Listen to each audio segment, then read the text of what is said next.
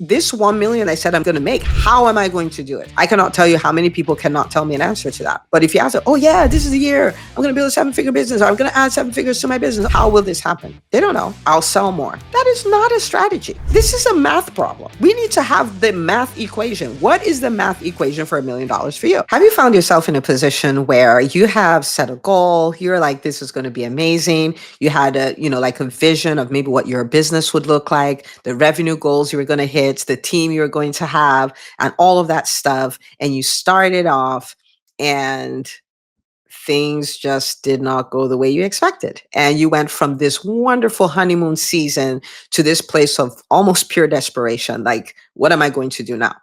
Maybe you're a seasoned entrepreneur. And so because of that, you're not at that point where you're like, I want to quit or anything like that, but you just want to throw it away. You're like, I set this goal. Maybe you wanted to hit a million, you wanted to add a million, you wanted to finally build that team so you can separate yourself a little bit from the business, and you start going at it. And no matter what you throw at it, it's just not hitting. What do you do then?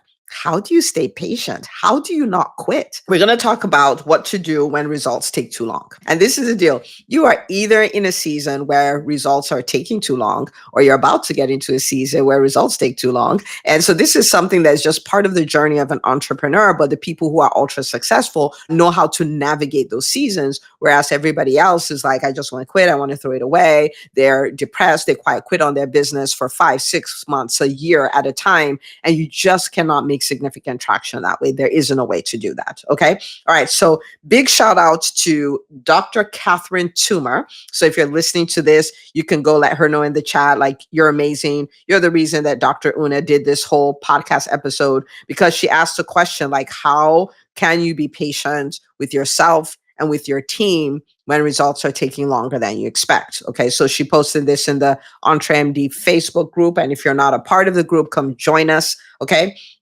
So just search for EntreMD Physicians in Business, and you will find that on Facebook, and you can come join us. We talk shop all the time there. All right. So let's say you had this goal, your vision, like, man, we're gonna cross the 7-figure mark because of what this means, right? What it means for, let's say, what it means for you is that there are a certain number of people you have to serve to pull it off, and so you'll be almost doubling your impact. Maybe it also means that you'll be able to hire a higher capacity staff, so that means you can get some of your time back and spend more time with your family or your health and all these other things that matter to you. Maybe you want to prove to yourself that you can do this. Like, maybe you unsubscribed from the lie that physicians can't build great businesses, and you're like, I'm going to do this because it's something I've wanted to do, and I want to prove to myself that I can do it.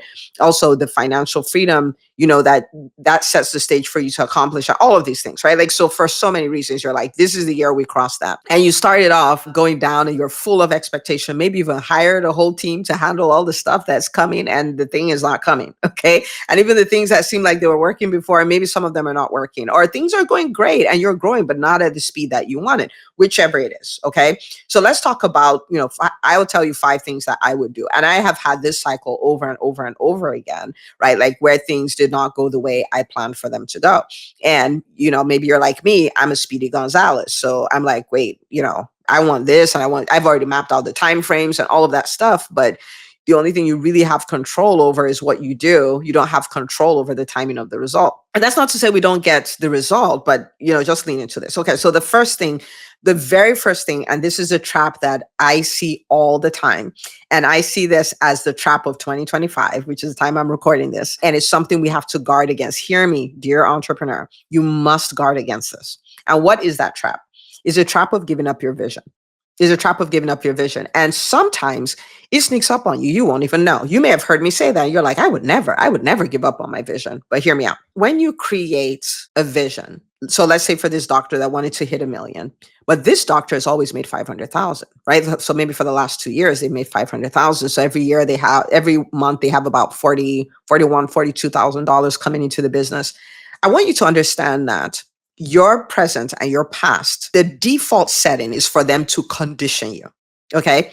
So what that means is, for this doctor who has made $500,000 a year, The programming is, my expectation is at the end of every month, I should see about 40 grand, 40 to 45 grand in my bank account. By the middle of the year, this is how much will come in. These are the, like, if I'm a coach and I do a launch and I have people come into my program, say I have a group coaching program, it's usually, I'm making up numbers here, it's usually 20 people I expect. So your subconscious expectation is 20. The fact that you say you want a million doesn't make you go to 45. Like, your subconscious setting is 20. So, like, so your so if you get to 20, you're okay. Even though your vision is twice that, but you're like, okay, right? The price you believe people will pay you is the price that you've charged, and all this. So it conditions you. You run a private practice, there's a certain kind of team you've had. The expectation is subconscious. This is the kind of team. You can write whatever you want to write on paper. Like, ooh, this is my vision, all of that stuff. But this is, right? That's what the expectation is. And these are a number of patients we see a day. And also, as long as what has happened is happening, for the most part, you're okay. This is the default. Now, let's say, you did a lot of work, and, we do in the EntreMD Business School, we do a goal setting workshop. It's more vision, right? Like, it's just setting the vision for the following year. We do it October of every year. And so maybe you do something like that, right? So you lean into where exactly I want to go. You lean into the picture of what that looks like. You make a vision board. You're reading books in line with it. So you do the work of shifting what you think about yourself, the way you show up, what you think about your business, your team, the revenue, all of that. So now your expectation is no longer 41,000. Your subconscious expectation is that you're bringing 83,000, right? So you can hit that $1 million mark. Your subconscious expectation, these are the kind of people I work with, right? Your subconscious expectation, this is the way I show up. Like, you've elevated all of that, right? So maybe that's you. Maybe that's you. Maybe you're not even the person who hasn't done this at all. But here comes January, right? And you were like 83 grand. Now, of course, there's graded stuff, right? So I'm just giving a raw example. So you hit 43,000 in January. If you have not done the work of shifting the way you think, you're like, yeah, it's 43,000. We'll try again next month. And if you've done the work, you're like, no, okay, yeah. So what do I tweak? What do I do? Like, what worked? What didn't work? All of that stuff. Let's go again, right? And you do it again in February. And so maybe you don't get 43, but you get like 45. Like, it's marginally different, right? And you do the same thing, right? And then you get to March, and then it's like 50, right? Now, is 50 more than 40? Yes. I mean, it's a whole $10,000 more than 40. That's a whole six-figure growth, right? But it's not going to take you to $1 million, right? And so there's something that happens, especially if the people in your world are also not crossing those numbers and all of those things. Without you knowing, you may still have the vision board on the wall, but it's on the wall. It's not in your heart. It's on the wall. It's not in you. It's not directing the way you show up. It's not directing how you interview. It's not directing how you sell. It's not directing how you lead. It's not directing anything, because what is on the inside of you is a vision of a $500,000 business, right? And so one of the things that you have to protect is you have to protect the vision. You have to keep the vision top of mind, even in the face of disappointments, even in the face of delays and all of that stuff. Your imagination is free. Your vision is free. Like, hold on to it. You haven't accomplished it. But you haven't accomplished it yet, right? You haven't accomplished it yet. You still can. If you let that go, what will happen is you'll show up like the person running a $500,000 business. You'll build a team that will support a $500,000 business. You will lead them to be people who support a $500,000 business. You will sell, you will price, you will do everything like someone running a $500,000 business. And guess what you're going to get at the end of the year? A $500,000 business. Nothing else we talk about is going to matter if this goes out of the window. So when you have challenges, when you have problems show up in your business, I want to show you what the real issue is. The real issue is almost never the challenge. The real issue is the way the challenge shapes your vision.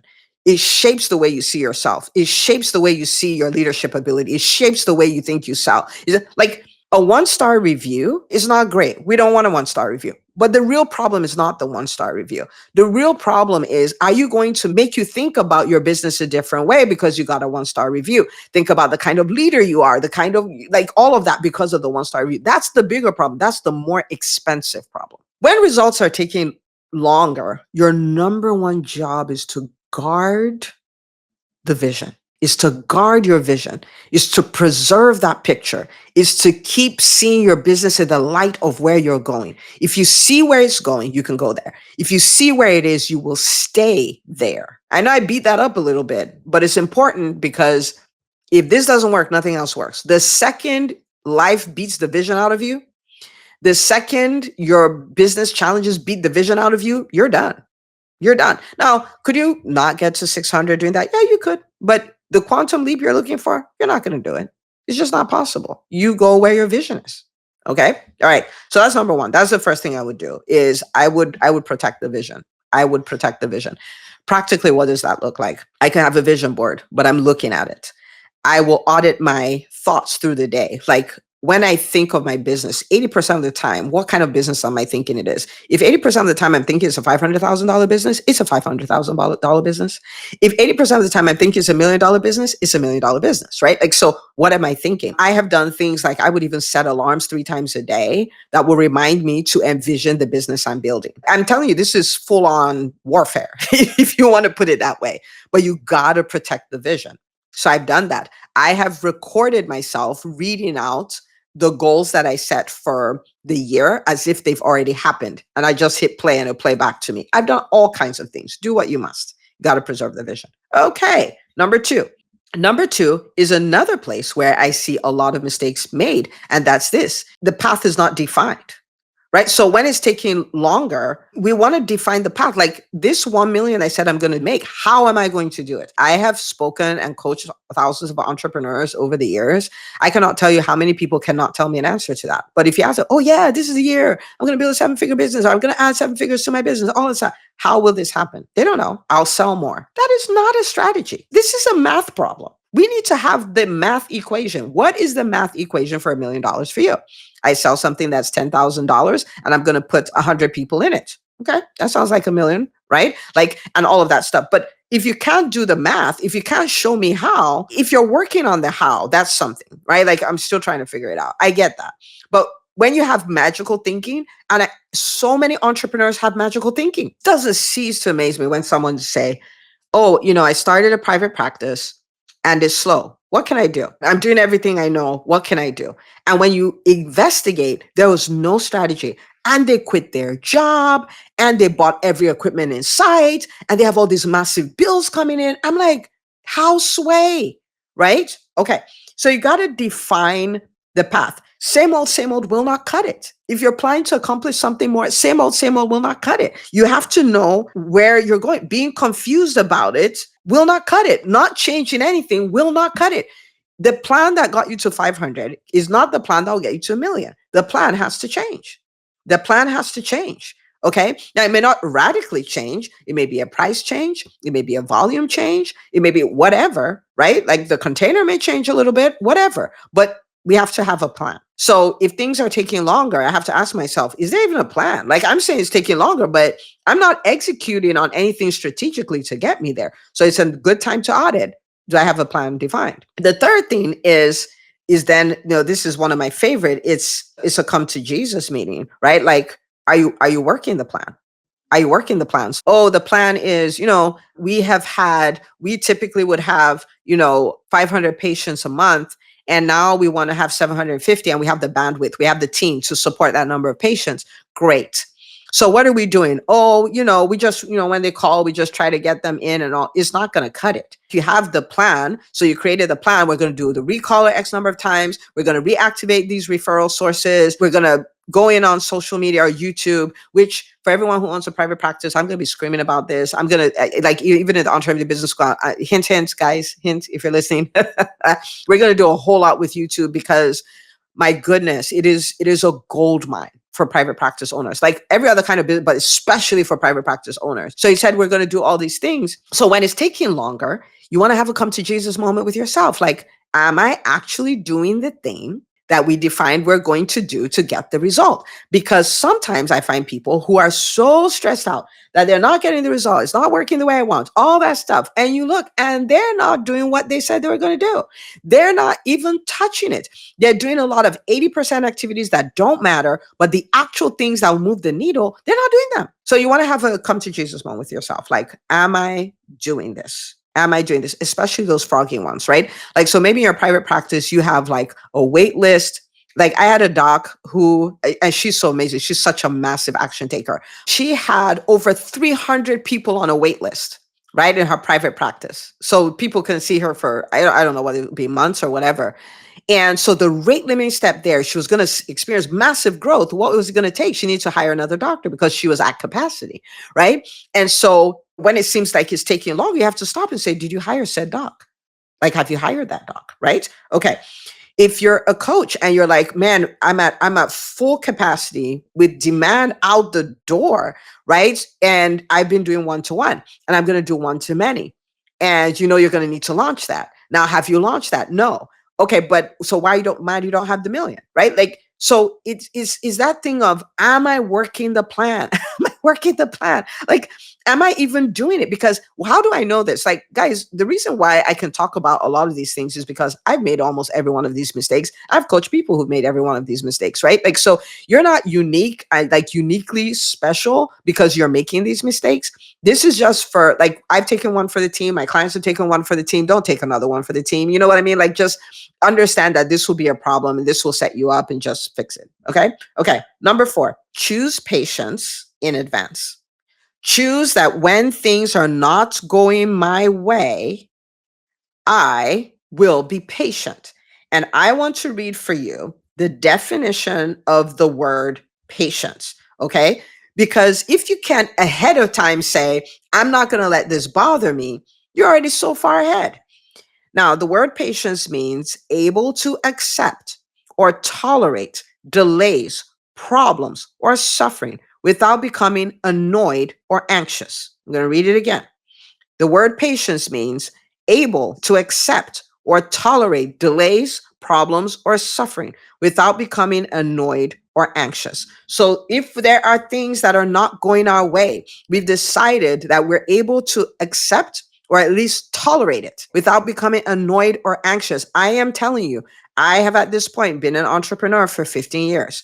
You're going to have ups and downs and highs and lows and all of that. But at the end of the day, you'll come out ahead, right? But there is nothing you can do to avoid challenges in business. There's nothing you can do where you don't have mountain, valley, up and down, high and low, like none of that. When I work with the doctors on the EntreMD Business School, let me tell you some of the things that happen. Our calls are on Wednesday. We'll come on one Wednesday and a doc is like, man, just having a really valley moment. We're having a lot of challenges in our business. We had a lot of turnover and stuff like that. And, we kind of work with them and coach them around it and stuff like that.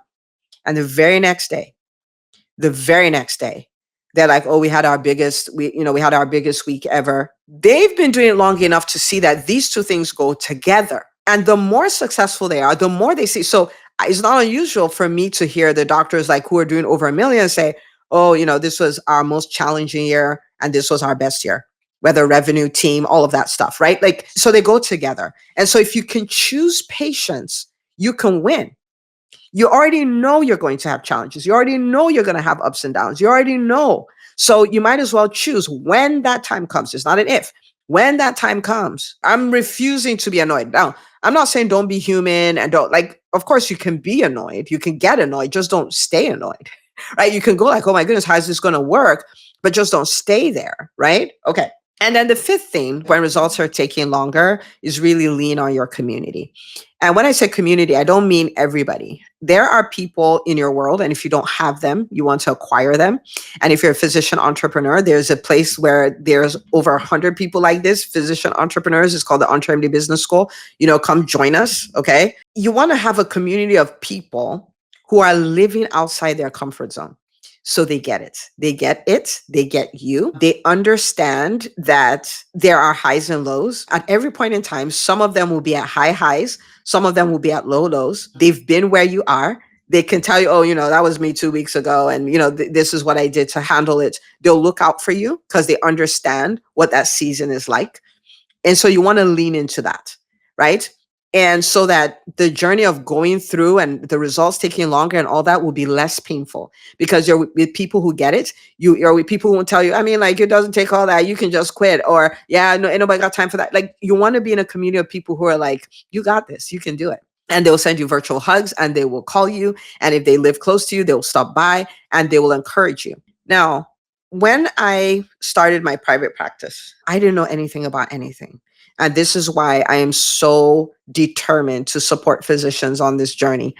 I didn't know anything about anything. And there was a day, there were impatients coming, and, we'd been doing a lot of stuff, and I was so discouraged, so discouraged.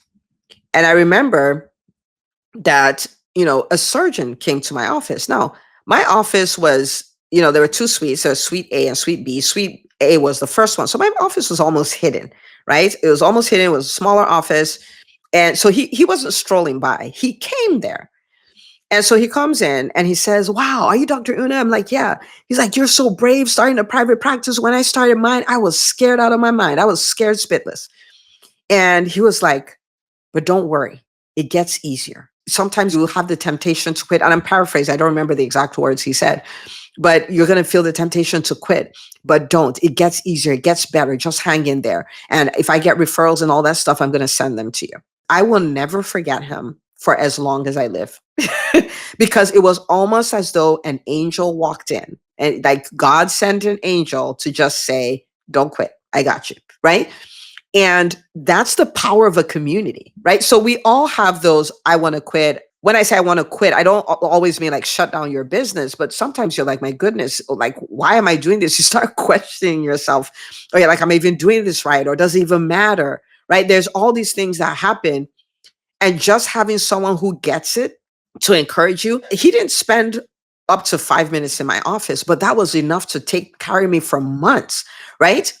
And so you want to lean into that community. And whatever you do, don't quit. And sometimes people question me when I say that, but let me tell you what I mean by that. I don't mean quit on the method. You can quit on the method anytime you want. I mean, don't quit on the dream. And if you must quit, if you must change a method, if you must change a business, if you must pivot your business, if you must do any of that, you want to quit strategically, not because you were frustrated it didn't work. Like in the moments where you're frustrated, second guessing yourself, unsure, discouraged, that is not the time to make a quitting decision. You make a quitting decision from a place of strength, and you decide, you know what, don't want to do that. Don't want to do that, and quit it. I quit stuff all the time, but it's a strategic decision. It's not out of frustration. It is hard to make great decisions when you're frustrated, when you're discouraged, right? So these are the things I want you to do, but I want you to understand their highs and lows. This is like anybody who tells you like business is sipping margaritas on the beach, they lie to you. That's not what it is. That's not what it is at all. And so I want to challenge you. I want to challenge you to decide that no storm is going to take you out. I want you to decide that I'm going to go all in. I want you to decide that when those things come that take longer, I'm going to be able to tolerate it. And I'm going to lean on all the resources I need to come out on the other side. And just know that I'm rooting for you. When you see this podcast, when you see new episodes air, it is for you. When you see us host workshops, it is for you. We actually, if you're listening to this, like right when it's released, we have a workshop coming on called the Revenue Boost Challenge. EntreMD.com/challenge. Go save your spot. We host this every other month. I want every other month when you come for this workshop, like your business experience, it boosts, like your new normal revenue wise changes because of the strategies you learn and you implement during that workshop. So when you see the workshops, it's for you. Okay, so the workshop starts April the 7th. So save your spot. It's for you. When you see us show up on YouTube, it's for you. When you see us write books, it's for you. Please understand that you're supported. For those of you who are in the EntreMD Business School, it's for you. Those of you who have been thinking about it, come join us. You have questions, come ask. Okay, EntreMD.com/business and come check it out. But you have support to win. Okay, so yes, things are taking a little longer and all of those things. It doesn't mean you won't win. I have a friend who did a little over $2 million and he decided, in a year and decided he wanted to build a $10 million business. And he started working at that. And year one, he probably did 2.3. After that, he did 2.5. After that, maybe 3.2. And then in his fifth year, he did 20 million, right? He did 20 million. So the idea is this, right? Like, can you do that long enough so you can get where you're going? And I'm not saying hitting your goals will take you 5 years, especially in the beginning, especially when you're under 2 million. What I am saying is the ultra successful can tolerate delays. They can tolerate problems. They can tolerate those things. They can tolerate the challenges. And I want to invite you to embrace that life. Now, while you do it, you're not doing it in just a strong-headed way. You're making sure you have the plan. You're making sure you're executing on the plan. You're making sure you're leaning on your community. You're making sure that whatever happens, you do not let life or challenges steal your vision, right? And you keep moving. Okay. So I'm rooting for every single one of you. I cannot wait to celebrate you as you become this person who can tolerate delays, who can win in spite of the ups and downs. You're no longer as phased by them. That's the path of the ultra successful. And that's where all the magic happens. Rooting for you always. And I'll see you on the next episode.